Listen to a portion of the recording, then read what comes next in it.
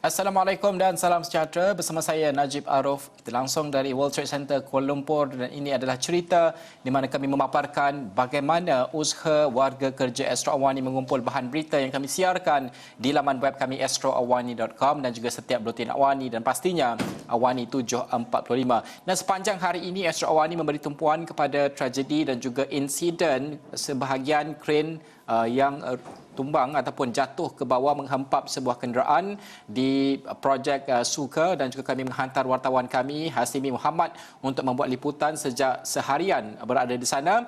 Saya tentu saja bersama dengan wartawan kami Hasimi. Hasimi, bagaimana kalau pertama sekali menceritakan kerana kita mungkin mengetahui kejadian ini pada 11 pagi tadi apabila ia berlaku. Bagaimana proses itu dilakukan dan juga diberitahu kepada Hasimi perlu pergi ke tempat kejadian sebelum kita nak bercerita bagaimana keadaannya di tempat kejadian. Hasimi.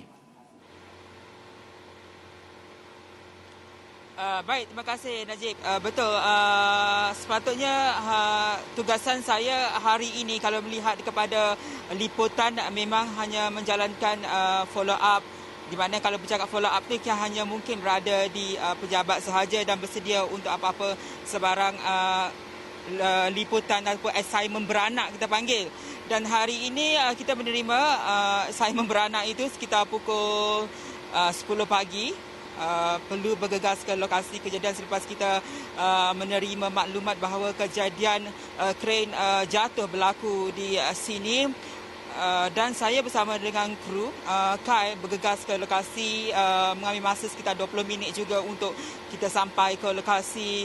Memandangkan keadaan ketika kejadian pada pagi tadi, dia sedikit lalu lintas di sini agak sedikit sesak, di mana kita perlu mencari jalan-jalan inisiatif ataupun lain untuk sampai ke kawasan yang saya berada ketika ini. Dan sebelum kita dibenarkan berada di sini, media hanya dibenarkan berada sekitar 70 hingga 80 100 meter ke belakang, di mana lokasi sebenar tadi di atas jejantas. Sebaik saja menteri tiba, kita boleh dibenarkan berada di sini untuk melihat secara lebih dekat keadaan sekitar di sini. Itu proses yang berlaku untuk liputan hari ini dan juga usaha-usaha untuk mendapatkan fakta-fakta ataupun perkembangan terkini berhubung dengan insiden ini, Najib. Hasimi, jalan yang berlaku insiden ini adalah antara jalan yang saya selalu lalui kalau saya pulang daripada tempat kerja dan sebagainya. Jadi saya cukup familiar. Untuk Hasimi sendiri apabila tiba di lokasi kejadian, kali pertama melihat mungkin kejadian ini, bukan kali pertama Hasimi membuat liputan seperti ini. Namun mungkin kali pertama melihat kejadian ini,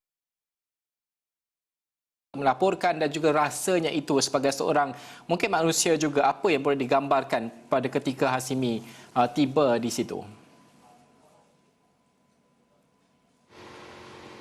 Baik, betul Najib. Satu, kalau kita sebagai pemberita perlu berdepan dengan pelbagai situasi. Salah satunya adalah insiden seperti nahas yang mengorbankan nyawa dan sebagainya. Dan apabila kita mendapat berita ataupun laporan awal bahawa ada mangsa yang masih lagi tersepit di celah kren yang terjatuh, perkara itu juga bermain dalam minda kita sebagai manusia dan juga pemberita. Bagaimana usaha-usaha itu dilakukan untuk memastikan bahawa mangsa yang tersepit itu boleh dikeluarkan, kerana ketika itu kita masih lagi samar-samar dimaklumkan pada awalnya 2 mangsa yang terkorban, bukan 3. Dan kemungkinan yang ketiga itu mangsa yang tersepit mungkin masih lagi terselamat. Jadi perkara-perkara itu bermain dalam fikiran kita sebagai pemberita, bagaimana usaha untuk menyelamatkan mangsa tersebut boleh dilakukan dengan segera sebelum kita disahkan bahawa mangsa ketiga yang tersepit itu telah pun meninggal dunia. Dan ketika ini proses untuk mengeluarkan mangsa yang kita kira telah pun melebihi tempoh yang ditetapkan, kerana sidang media daripada Jabatan Pihak Bomba dan Penyelamat maklumkan pada sekitar 1.5 hari tadi, kemungkinan kita menjangkakan 3 jam dari tempoh sidang media itu kita akan dapatkan perkembangan terbaru berhubung dengan proses menyelamat tersebut. Namun ketika ini dah lebih 4 jam, proses untuk menyelamatkan itu masih lagi belum dapat dilakukan susulan daripada kekangan-kekangan yang terpaksa diharungi oleh pasukan penyelamat. Kerana satunya kita akan menyentuh mengenai satu keadaan struktur kren itu sendiri, Najib, kerana difahamkan mengikut jurucakap Prolintas itu sendiri yang memaklumkan kepada saya bahawa satu cabaran yang akan dihadapi oleh pasukan penyelamat adalah kerana sekiranya kren gantri tersebut diangkat, kemungkinan beam ataupun kita panggil rasut konkrit yang mendatar di bahagian pelantar tersebut kemungkinan akan jatuh, dan terdapat 6 beam di situ. Sekiranya diangkat untuk menyelamatkan ataupun mengeluarkan mangsa yang tersebut, kemungkinan ke-6 beam tersebut ataupun rasut itu mungkin akan jatuh. Jadi mekanisme terbaik sedang difikirkan untuk memastikan bahawa satu, keselamatan orang awam di sekitar dan juga keselamatan pasukan penyelamat itu sendiri. Hasimi, bagaimana untuk kita melihat, kerana ini bukan kali pertama kita melihat kejadian seumpama ini berlaku di Malaysia. Kalau bukan salah kontraktor sekalipun, mungkin salah pihak-pihak lain yang seperti sebelum ini kita laporkan, terlanggar dan sebagainya, runtuh lagi, menghempap kenderaan awam dan sebagainya. Hasimi juga sempat bertemu dengan penduduk sekitar yang mungkin boleh menceritakan pengalaman mereka kali pertama mendengar dan sebagainya. Apa yang mereka ceritakan? Kerana apabila kita tiba ataupun kita menerima bahan berita tersebut, kejadian sudah pun berlaku. Tetapi bagi penduduk yang berasai melalui sendiri mendengar mungkin kejadian ini, cerita mereka mungkin sukar untuk kita gambarkan. Apa yang mereka kongsikan?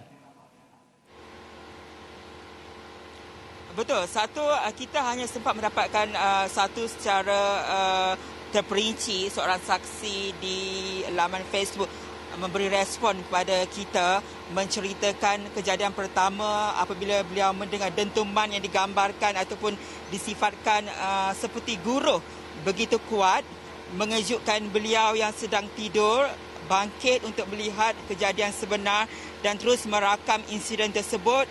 Dan diceritakan bahawa ketika itu beliau melihat mangsa pemandu kenderaan jenis Pro 2 yang dihempap kren tersebut sempat melambaikan tangan kepada pekerja-pekerja kontraktor untuk membantu beliau.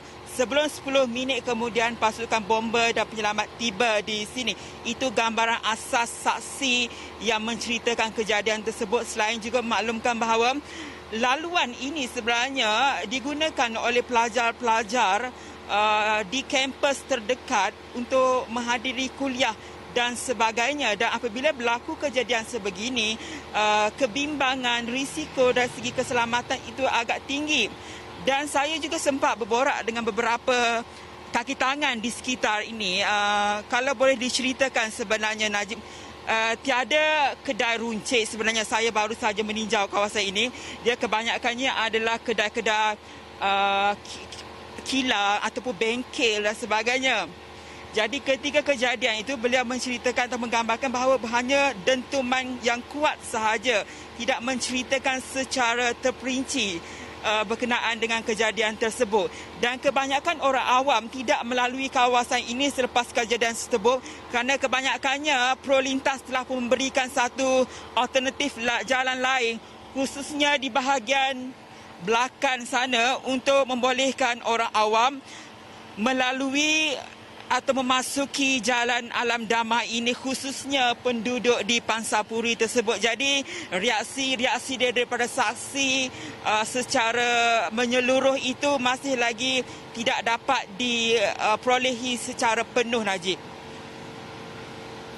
Hasimi, apabila Hasimi mengatakan bahawa Prolintas membenar atau membukakan jalan untuk penduduk sekitar untuk keluar ataupun jalan alternatif lah ya untuk penduduk ini, bermakna kalau kita lihat di sebelah itu ada apartmen, kalau tidak silap saya, mereka boleh keluar masuk ke jalan-jalan alternatif atau bagaimana? Betul. Pansapuri dimasukkan oleh Najib. Sebenarnya kalau boleh Kai tunjukkan adalah Pansapuri di belakang saya ini yang berwarna kuning ataupun orange. ini pasampuri yang dimaksudkan satu-satunya pasampuri yang terdekat di kawasan kejadian, di mana prolintas telah pun diarahkan untuk menyediakan alternatif. Dan saya difahamkan bahawa alternatifnya adalah di jalan belakang itu. Kemungkinan jalan cerdas, kalau saya tidak salah, telah pun dibuka untuk penduduk di sekitar pasampuri tersebut untuk keluar dan masuk. Sedangkan ataupun sebaliknya individu-individu lain yang di luar kawasan ini tidak dibenarkan untuk memasuki kawasan sekitar ini. Hanya penduduk di pasampuri tersebut sahaja yang dibenarkan untuk keluar masuk, Najib. Hasimi tadi katakan di kawasan situ tidak ada kedai runcit, tidak ada kedai makan dan sebagainya. Untuk wartawan yang berkampung di situ, apa makan tengah harganya tadi? Kalau boleh kongsikan. Betul, kita cukup berterima kasih kepada pihak Prolintas kerana menyediakan makanan tengah hari dan juga air mineral di sini. Mungkin pihak mereka sudah menyedari bahawa kekangan yang di kawasan ini untuk kita keluar dan mendapatkan makanan khususnya. Tapi yang menarik juga di kedai bengkel tersebut yang sekitar 20 meter daripada saya ni, ada juga kedai yang menyediakan mesin air. Jadi ramai pemberita bila tahu ada mesin air sejuk kat situ, bergegas ke sana untuk membeli. Jadi itulah antara orang kata inisiatif lain yang boleh kita mendapatkan bekalan minuman sepanjang kita berada di sini, Najib. Kalau boleh diceritakan juga, Hasimi memandang mungkin pihak-pihak berkuasa ini yang bertungkus lumus berusaha sehingga saat ini juga untuk memastikan bahawa bukan sahaja mengeluarkan mangsa yang tersepit pada ketika ini, tapi juga untuk memastikan keselamatan orang awam yang lain. Mereka tidak mahu BIM ataupun raksa itu jatuh dan sebagainya. Ini akan menyebabkan satu permasalahan yang lain. Kalau boleh digambarkan bagaimana cara mereka bekerja, Hasimi memerhati rapat mungkin dari masa ke masa. Penat itu sudah pasti ada, tapi ini tugas mereka. Bagaimana kalau boleh diceritakan perkara-perkara yang dilihat oleh Hasimi yang tidak kita gambarkan ataupun tidak boleh kita gambarkan melalui visual dan juga penceritaan kita? Betul, Najib. Sepanjang dalam proses menyelamat ini, saya difahamkan 100 pasukan penyelamat terlibat, terdiri pada pasukan bomba, polis, JPA, JPAM, ambulans sendiri bersiap sedia di sini. Dan ketika ini kita melihat juga bahawa dari tengah hari sehinggalah jam ini mereka keluar masuk daripada lokasi ini. Mungkin juga untuk memastikan bahawa persediaan itu dilakukan dengan baik. Dan ketika ini saya dimaklumkan mereka masih lagi berada di bahagian bawah struktur tersebut, tidak lagi dibenarkan untuk menaiki bahagian atas kerana satu untuk membersihkan bahagian bawah terlebih dahulu dan mungkin untuk mengenal pasti mekanisme yang terbaik sebelum diarahkan atau dikerahkan untuk naik ke atas untuk mengangkat gantry crane tersebut untuk mengeluarkan mangsa yang tersebut. Jadi kita melihat kepada usaha dan cabaran yang terpaksa dihadapi oleh pasukan penyelamat tersebut, yang ketika ini saya fikir bukan hanya untuk menyelamatkan mangsa yang tersepit, tetapi adalah untuk memastikan bahawa keselamatan mereka juga berada pada tahap yang baik dan juga satu untuk mengelakkan bahawa BIM tersebut jatuh dan akan menimbulkan lagi spekulasi lain, khususnya orang awam, kerana kita faham situasi sekarang info begitu cepat sekali dikongsi di media sosial. Jadi perkara-perkara itu cuba dielakkan kita pasti, dan kerja giat mereka ketika ini perlu dihargai untuk memastikan bahawa proses menyelamat itu dapat dilakukan dengan baik. Dalam suasana panik seperti ini ataupun suasana yang orang kata apa chaos lah ya di sana itu, bagaimana usaha untuk mendekati pihak berkuasa untuk mendapatkan maklumat? Adakah mudah? Adakah mereka memberikan sedikit ruang untuk memberikan maklumat? Setidaknya dalam keadaan mereka juga perlu bekerja untuk memastikan bahawa proses evakuasi, penyelamatan dan juga proses segala proses yang dilakukan ini berjalan lancar. Adakah mereka memberikan maklumat dari masa ke masa kepada wartawan? kalau ikutkan kalau maklumat secara rasmi seperti kita melihat kepada sidang media dan sebagainya memang masih belum diadakan untuk petang ini. Hanya paling terkini adalah sekitar 1 tengah hari tadi. Tapi maklumat secara tidak rasmi, perkongsian daripada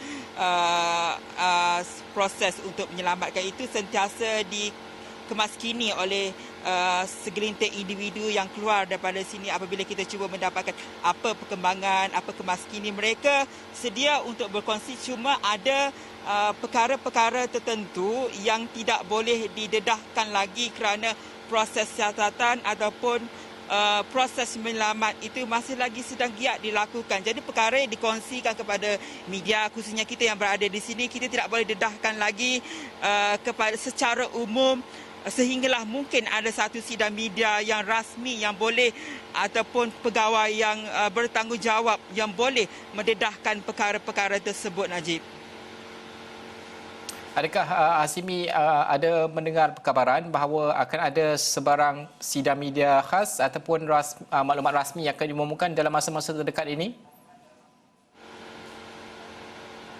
Kita menjangkakan kalau ikut kepada sumber tadi daripada pihak Prolintas kemungkinan akan ada kemaskini daripada pihak berkuasa khususnya pada tengah malam atau menjelang malam ini kerana kita pasti bahawa proses menyelamat itu telah pun mengambil masa yang begitu lama sekiranya masih lagi tidak dapat dikeluarkan dan kita percaya kemaskini ataupun sidang media akan dilakukan oleh pihak berkuasa sama ada pihak bomba sendiri atau Prolintas secara rasmi di lokasi ini, Najib. Okey, Hasimi, selepas ini Hasimi akan cuba mendapatkan visual terkini kerana pada waktu kita bersiaran pada ketika ini ada waktu-waktu rush hour, orang balik kerja, orang ramai sebenarnya melalui jalan tersebut dan sekiranya lencongan itu diwujudkan, ke mana mereka lalui dan bagaimanakah aliran dan juga pengurusan trafik pada waktu-waktu sebegini. Saya lepaskan Hasimi untuk membawakan perkembangan terkini. Terima kasih Hasimi, terus jaga keselamatan juga di sana untuk bukan saja Hasimi, warga kerja media juga di sana. Terima kasih Hasimi. Okey, cerita kita akan bertindak seketika. Selepas ini kita nak membawa cerita ke Sabah bersempena dengan lawatan kerja rasmi Perdana Menteri ke Sabah.